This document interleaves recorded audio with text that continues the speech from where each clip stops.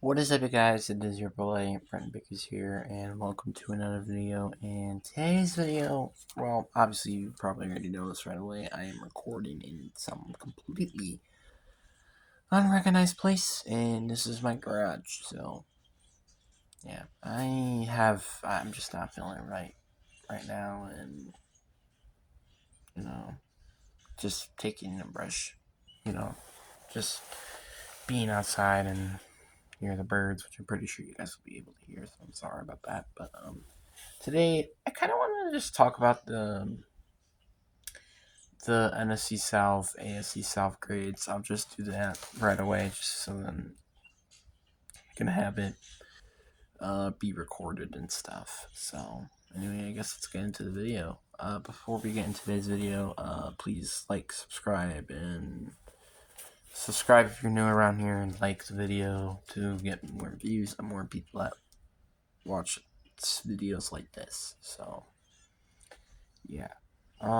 Anyway, let's get into the video. So I wanted to start off with, I guess, the worst team, just to get it out of the way. Panthers, arguably F. I don't think it's even a question. I used to actually, funny enough, I think back in June I actually had this team winning the South. So not only that this season was completely just another terrible year, this has been such a dog shit year for them. And Atlanta is very interesting to say the least, because Atlanta had another 7-10 record season, and the same crap kind of happened with them this year, and they were very close to making it into the postseason and winning their division. So there's that. But honestly, I think I have to give this team a D. This is the third straight season that they have had a 7-10 record, and firing Arthur Smith does not mean that they're going forward or going backwards. That means, but I do think that their maybe new head coach could be interesting. But again, until this team really gets better, don't be surprised this team is still going to be a mediocre team. And also with Kirk Cousins being here, yeah, I think this team will be stuck in mediocrity for so long. No offense. Oh. Is that his leaves or birds? I cannot tell. I think it's his leaves. Then you got the Saints. They were, I think, 9-8 actually, and were basically one game out of the playoffs, literally. If they'd beaten the Packers or just like, oh, that's just okay. If we had if they just beat the Packers or the Buccaneers first time, it would have been a different story. We would be talking about a team that should have. I thought this was supposed to be one of the best teams in the NFC. I didn't expect that team to be completely terrible, which is what they kind of were. They fired. I think they still had Dennis Allen. I don't remember if he's fired or not, but yeah, Dennis Allen wasn't. I still don't think he's a good head coach, and they should definitely fire him if he hasn't already. But they still had above 500, so I can't really give them a D or something. I would say probably a C plus. I would say they did have a good season after all, but they didn't make it to the postseason, and yeah, they didn't have a fun season. And then you had the Buccaneers. I think without a doubt, it's A. I think it's an A. A lot of people didn't even think this team was supposed to win the South. Nobody thought about that, but my perspective was due to the factor that I thought Baker Mayfield was still going to be bad due to the factor that this team sucked for no reason. But yeah, Buccaneers, they made it to the postseason, ended up beating the Eagles so immensely and barely losing to the Lions. So honestly, it's a pretty fair shade to say the least. And honestly, I give them an A just because of how they beaten their expectations and end up actually making it to the postseason. So they kind of, it makes sense. I think an A makes sense. A minus, I think it's a bit too low just because of the factor that like I said, they beat their expectations. I would say B plus A minus range for an AFC divisional round. But yeah, and then we have the Colts, or not the Colts, the AFC South, which the AFC South is actually a very interesting one to talk about because there were 3 teams that had above 9-8 records, 9-8 or above records, and one of them made it to the postseason, which I think is pretty funny. But yeah.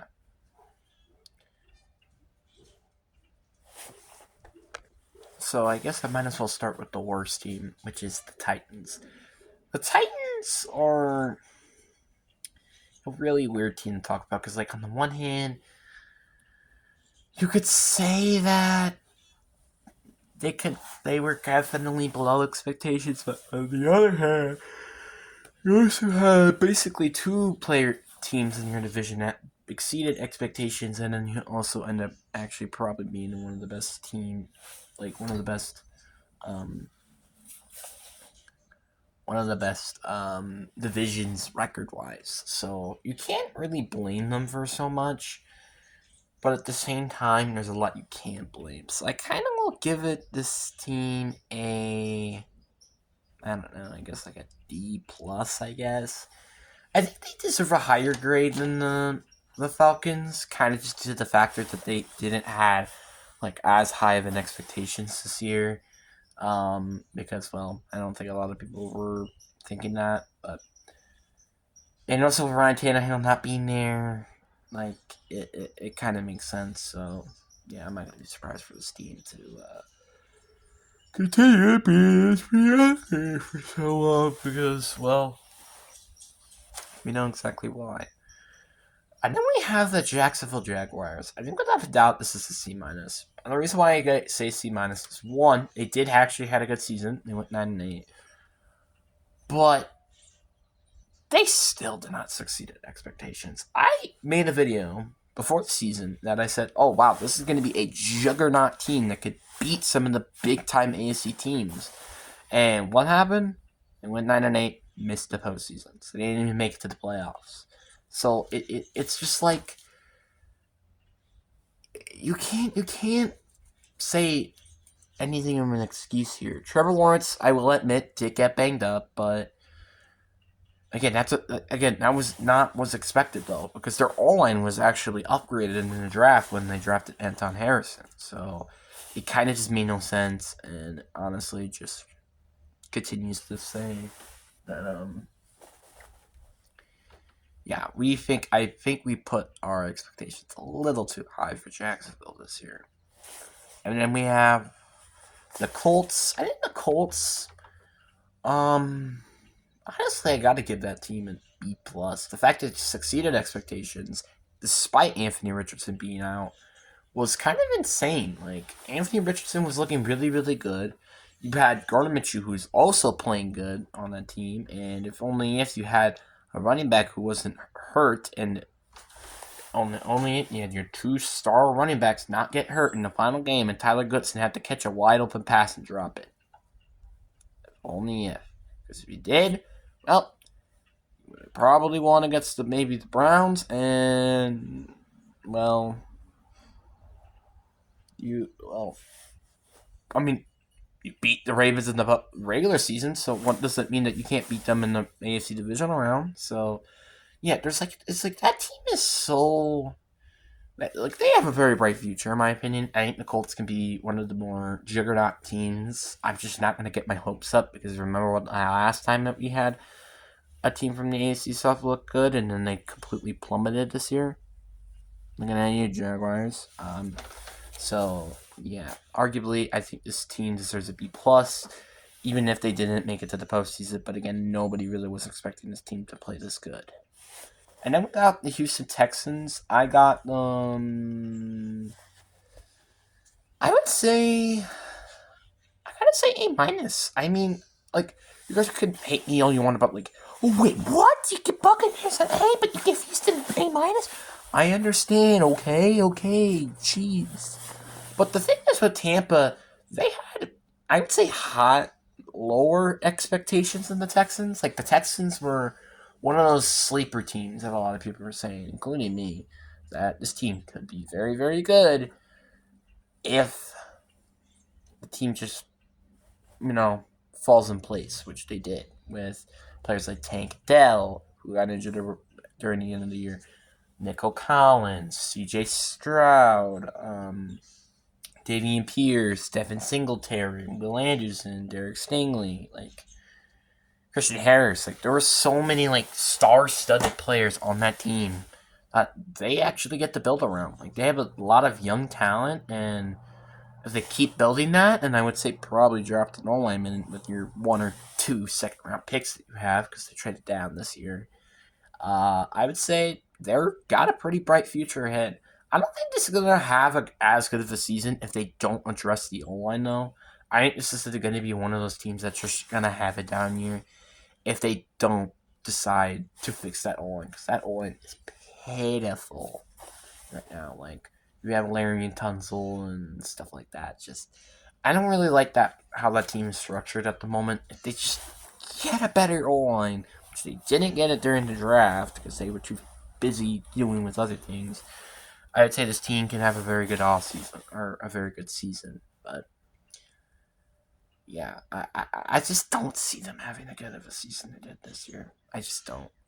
Especially, I think if they do make it an AFC division round, they're probably going to be better.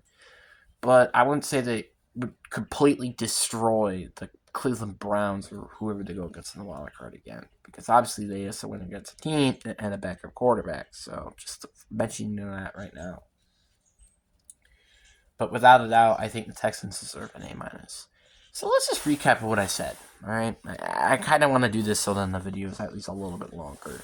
Carolina 2-15, pretty understandable. I mean, they didn't have a good team at all. Nothing looks bright for the Carolina Panthers. So just saying. Falcons, I think they kind of underachieved this year, and they need to play a lot better. They need to play better, especially now with an actual quarterback in the center. The Saints, another underachieving team that really should have did a lot better and almost made it to the postseason. Bucks, I feel like the Bucks are also going to be one of those teams that could not be as good as they did last year, but you never know. The Titans, could be maybe pretty good this year, but it also has to depend on some things happening. Jaguars, they need to keep Trevor Lawrence upright. Colts, they need to learn to have a third string running back, and the Texans need to fix the O-line. But they all had, honestly, the South had a lot of them had pretty good seasons. I would say except the Titans, the Saints, kinda, the Falcons, and the Panthers. Obviously, I think outside of all those teams, and maybe the Jaguars, I guess, as well, I'd say every team had a good season. So I would say, the Colts, the Texans, the Buccaneers, and like I said, kind of maybe Jacksonville and the Saints. So, yeah. But anyway, hope you guys enjoy. Peace.